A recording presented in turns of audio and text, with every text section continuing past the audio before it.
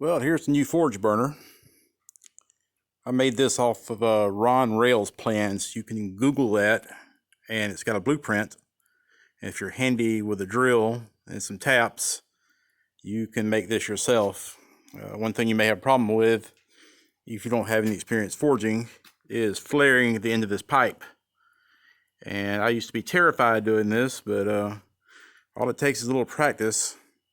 And you have to have a flare on this to keep it burning outside of a forge. If you're sticking this inside of a forge or a furnace, you don't need this. The atmospheric pressure differentials will be okay in there.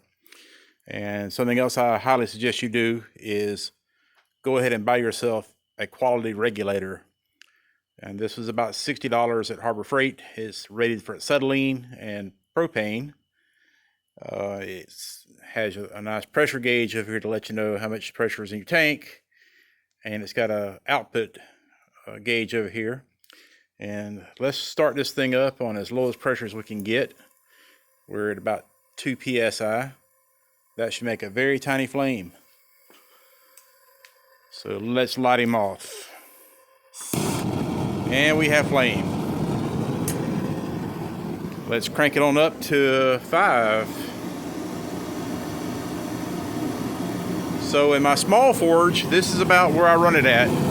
This gets my small forge area plenty hot enough to do small projects like arrowheads and knives.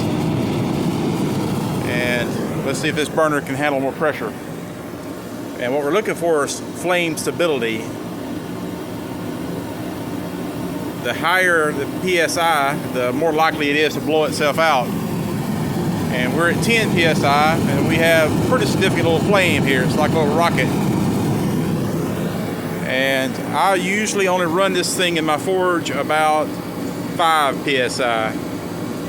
So let's crank it on up to the red. Yep, it cut out about 14 PSI. You will hardly ever need that type of flame, especially if you're doing general forging. So yeah, this is one that I'm thinking about offering up for sale for folks, and I have yet to work out a price. So there you go.